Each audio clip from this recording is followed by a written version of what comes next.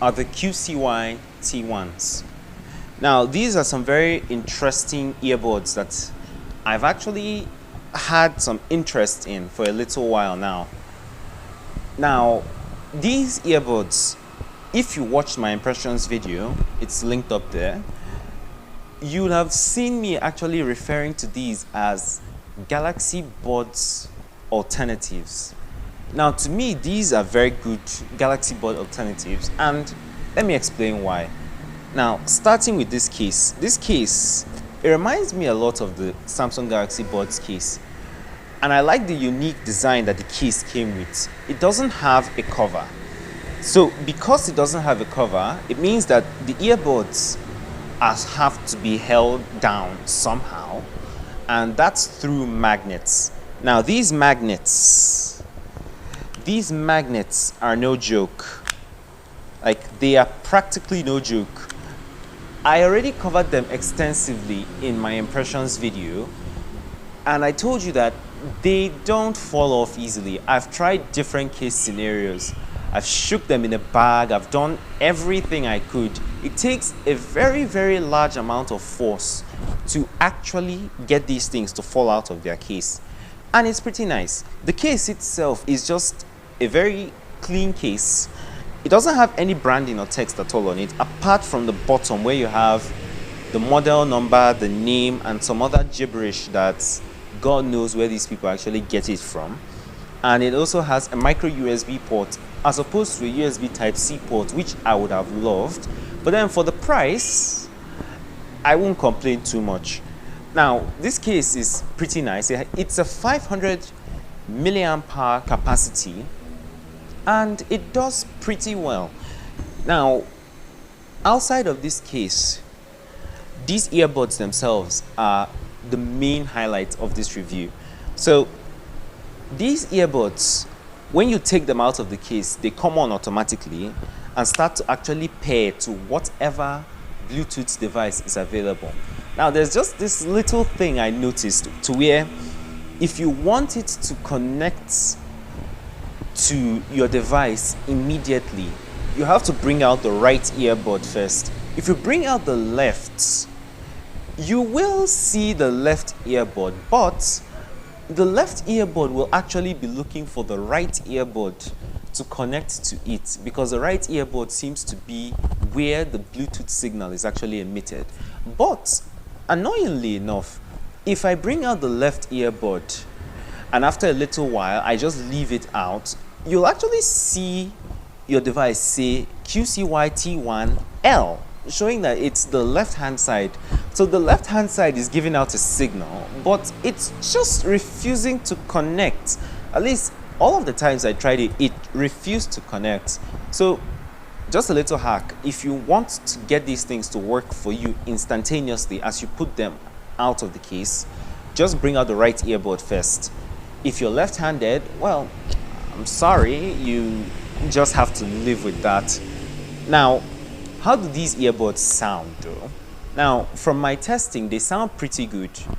They're not heavy on bass or trebles. They're more mid-tone based, to where they're trying to raise the mid-tones to a very good standpoint.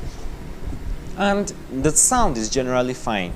Because of these replaceable ear tips here, it creates a sort of noise cancellation effect, which then isolates the sound around you and makes it to where you don't actually notice that the audio isn't as crisp as, say, a gigantic speaker. But then that's the point. These are earbuds, those are gigantic speakers. So don't actually expect what you get from a speaker in this. That's definitely not going to be the case. Now, these earbuds, because they are wireless, support Bluetooth 5.0. Now, the device I was using to test it, the Umidigi F1, is Bluetooth 4.2, and using this to play PUBG, because of the latency, the very high latency that Bluetooth 4.2 has, it was a bit annoying for me playing PUBG on it, because by the time you actually hear footsteps and then you actually try to locate them, you'd practically already almost be dead, because the latency is a bit much. But then if you're using it to listen to songs or watch videos, you won't notice it that much. So if your device supports Bluetooth 5.0, that's when I'd advise you to try using this to play PUBG. But if not, just don't try to play games with this. Now, I wouldn't give these earbuds 100% if they didn't have other features that made them worth the price. Now, if you look at them, right where the QCY logo is, those are actually buttons there, and these buttons have some specific functions. I covered them in my impressions video, but I'll still say them again. Now, you press once on either side to play pause. You double press on either side to either skip forward in the track or skip backwards in the track. You press and hold for a little while to bring up your voice assistant, and then you press and hold for even longer to power them off entirely. Now, the only features that I don't like that are not here have to be the fact that it doesn't have any volume controls. For the price, I won't complain. These features that these buttons already bring are good enough for me. But then if they had added buttons, volume buttons, that would have been perfect.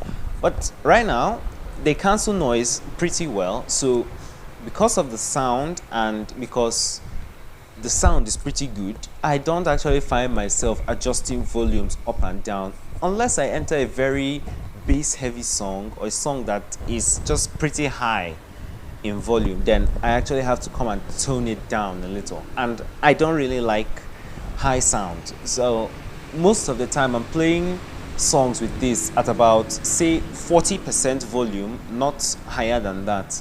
So it's pretty good. Now, you may also be wondering, do the internal microphones of these things work? From my testing, no.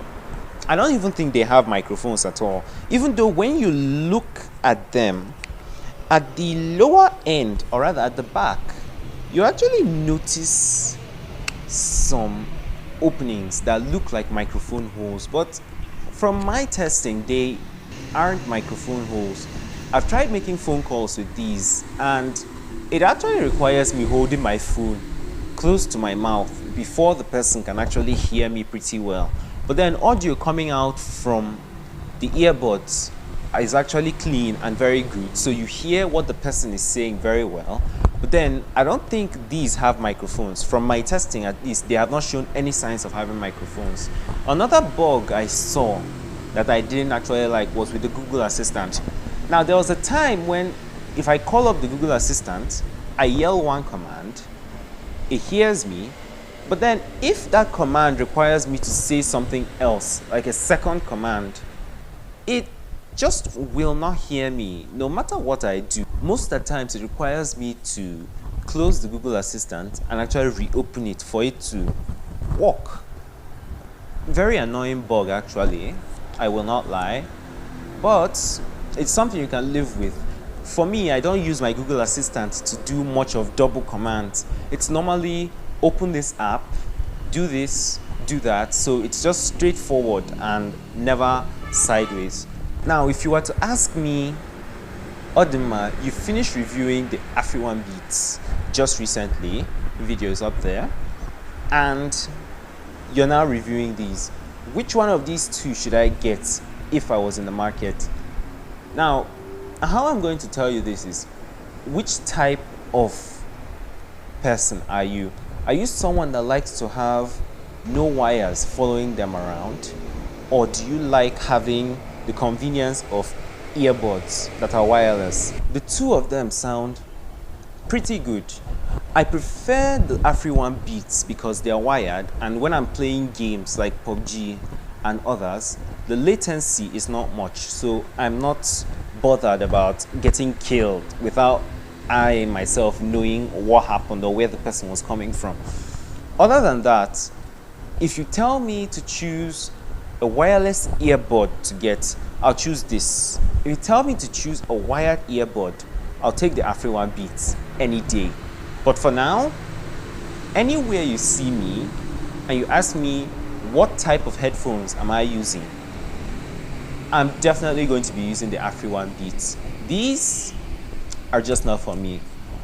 Well, thanks for watching, and I'll catch you next time.